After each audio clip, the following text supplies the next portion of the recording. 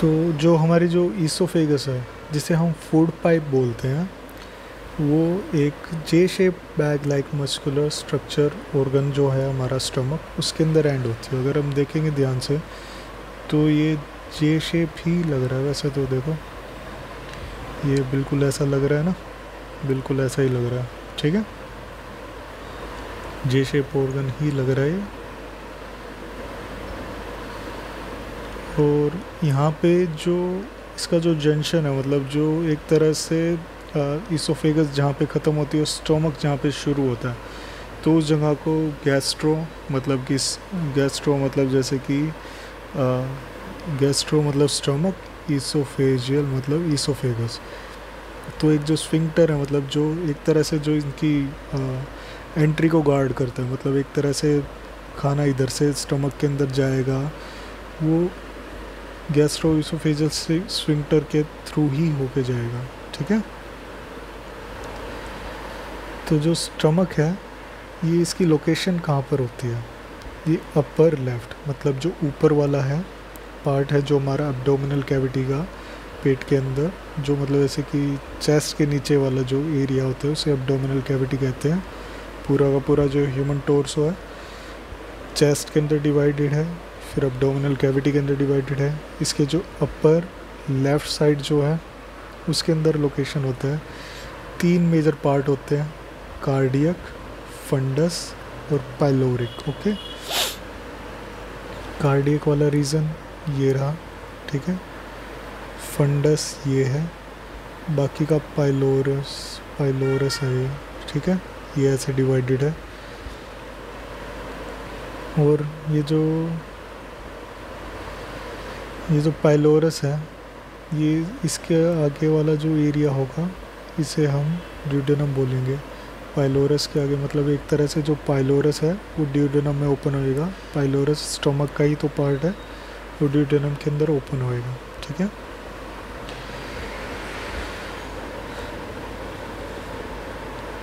जो small intestine है हमारी, कि ये जो ड्यूडेनम है एक तरह से सी शेप होती है इसकी, सी शेप होती है इसकी,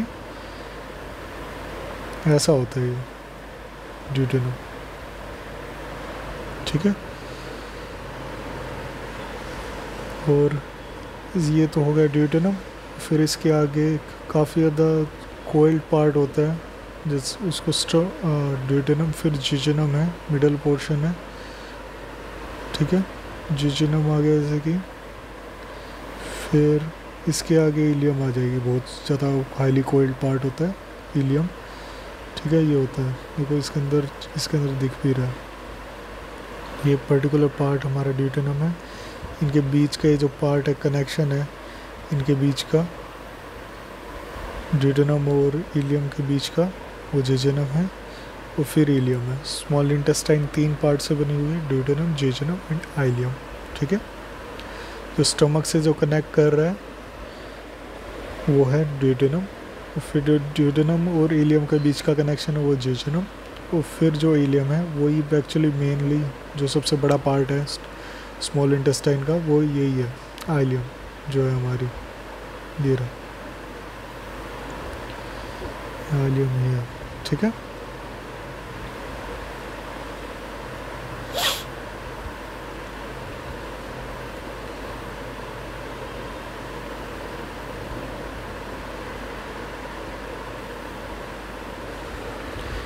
अब ये आता है जैसे कि हमने देखा था, जो ईसोफेगस फूड पाइप की जो एंट्री है स्टमक के अंदर, उसके अराउंड एक गैस्ट्रोइसोफेजियल स्फिंक्टर है। वैसे ही यहाँ पर जो है स्टमक की जो ड्यूडेनम के अंदर जो एंट्री है, वहाँ पे यहाँ पे एक पाइलोरिक स्फिंक्टर है, ठीक है। पाइलोरिक जो आखिरी जो पार्ट है पाइलोरिक का, ये स्फिंक्टर ये रहा यहाँ पे, ठीक है। इस जगह पे होगा वो वाला स्फिंक्टर, ठीक है, यहाँ पर।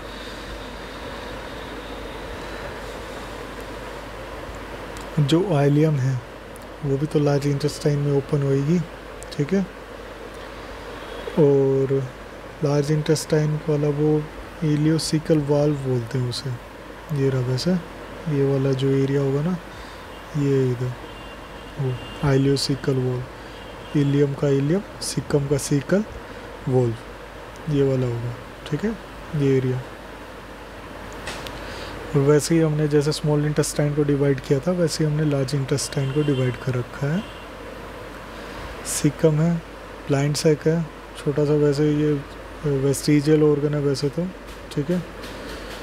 और इसके अंदर कुछ एक सिम्बायोटिक माइक्रो ऑर्गेनिजम्स रहते हैं जो म्यूचुअल बेनिफिट होता है, हमारा भी बेनिफिट होता है कि हमें भी थोड़े बहुत विटामिन बना के देते हैं, विटामिन B12, क्योंकि हमारी बॉडी विटामिन को बना नहीं सकती, और उनको बदले में नरिशमेंट मिलता रहता है जो हमारी बॉडी के थ्रू फूड पार्टिकल्स आते रहते हैं, वे भी अपना न्यूट्रिशन उधर से ही ले लेते हैं अपना, तो दोनों का फ़ायदा हो रहा है। और इनके अंदर narrow finger like tubular projections होते हैं, ठीक है, जिसे हम बोलते हैं वर्मीफॉर्म अपेंडिक्स। ये भी एक वेस्टिजियल ऑर्गन है, ठीक है, सीकम से अराइज होता है। सीकम फाइनली ओपन होता है कोलन के अंदर, ओके। कोलन कितने पार्ट्स में डिवाइडेड है? 3 पार्ट के अंदर है, ascending, transverse and descending part. देखो ये रहा असेंडिंग, ये वाला असेंडिंग का मतलब ऊपर जाना, डिसेंडिंग का मतलब नीचे जाना, ठीक है। ट्रांसवर्स का मतलब अक्रॉस, मतलब ऐसे, ये वाला डायरेक्शन, ठीक है, ये होता है।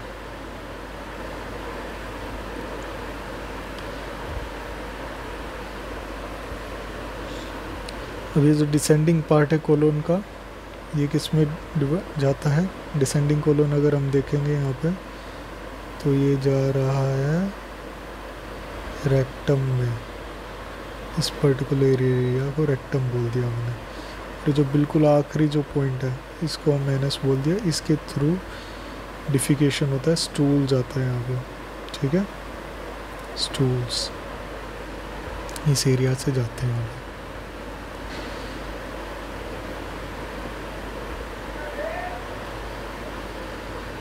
अब जो वॉल होती है जो एलिमेंट्री कैनाल की, जो हमने इतना सब कुछ पढ़ा, माउथ से स्टार्ट हुई है, नस पे जाके ख़त्म हुई, तो ये जो लेयर होती है जो एलिमेंट्री कैनाल की है, ये कितनी लेयर्स में बनी होती है, कि मतलब कितनी लेयर होती है? इसमें 4 लेयर बनी होती हैं, ठीक है। इनका एक का नाम है serosa, muscularis, submucosa and mucosa, ठीक है।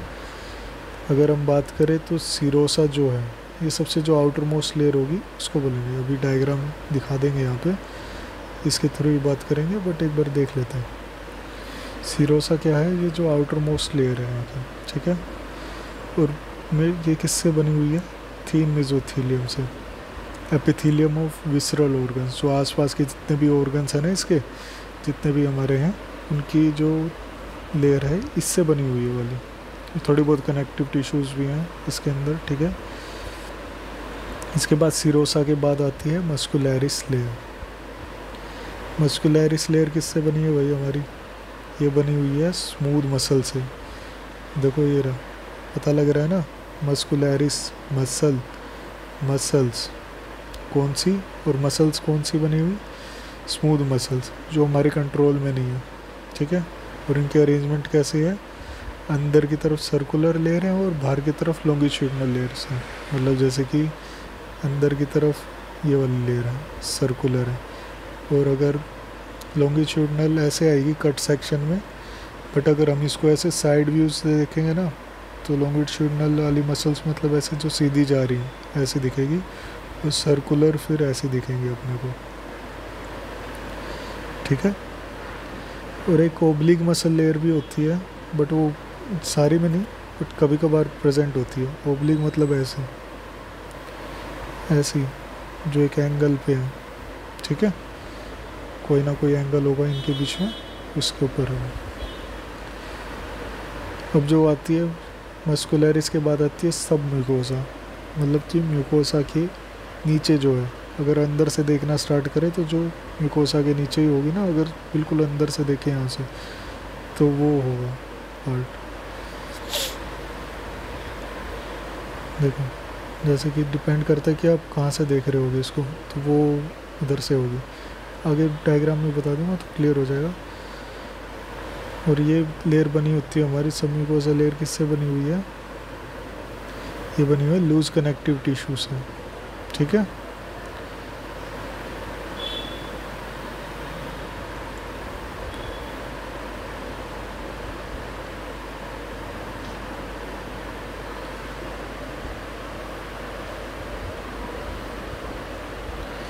इसके अंदर जो लूज कनेक्टिव टिश्यूज है उसके अंदर क्या क्या आएंगी, नर्व्स होंगी, ब्लड होगा, लिम्फ वेसल्स होंगी, ठीक है। इससे बनी हुई, देखो अब मैं बताता हूँ तुम्हें, पूरा एक्सप्लेनेशन मिल जाएगा यहाँ पे। अब देखते हैं, इसको पढ़ेंगे, ठीक है। देखो सबसे आउटर मोस्ट लेयर थी हमारी सीरोसा, ठीक है। मस्कुलरिस दो पार्ट में डिवाइड कर दी थी, इनर सर्कुलर, आउटर लॉन्गिट्यूडिनल। ये ऐसा ही है, ये वाला कट सेक्शन है। अगर ये ऐसे ये वाला सेक्शन देखेंगे तो ये अगर ऐसे स्लाइस कर दिया इसमें से तो ये सेक्शन ऐसा दिखेगा ना, इसमें आउटर लॉन्गिट्यूडिनल है। फिर एक अगर अंदर से देखेंगे म्यूकोज़ा है, जो अगर यहाँ से मतलब यहीं पे फूड पार्टिकल्स आते हैं, एब्जॉर्प्शन वगैरह सब यहीं से होगा, तो ये वाली लेयर होगी म्यूकोज़ा। इस हिसाब से देखेंगे तो जो पहली लेयर होगी वो सब म्यूकोज़ा होगी, बट अगर बाहर से देखेंगे तो सबसे पहली लेयर सीरोसा, बट अंदर के हिसाब से म्यूकोज़ा पहली लेयर है जो फूड के कांटेक्ट में रहती है। और म्यूकोज़ा के नीचे क्या होगी, सब म्यूकोज़ा। मस्कुलरिस का नाम कैसे बना, क्योंकि इसके अंदर मसल्स हैं, अंदर की तरफ inner side muscular, outer side longitudinal. यही अंदर से ही देख रहे हैं हम इसको, इस साइड इनर सर्कुलर है और आउटर लॉन्गिट्यूडिनल। सीरोसा देखो कितनी थिन लेयर है, बहुत ही थिन लेयर है।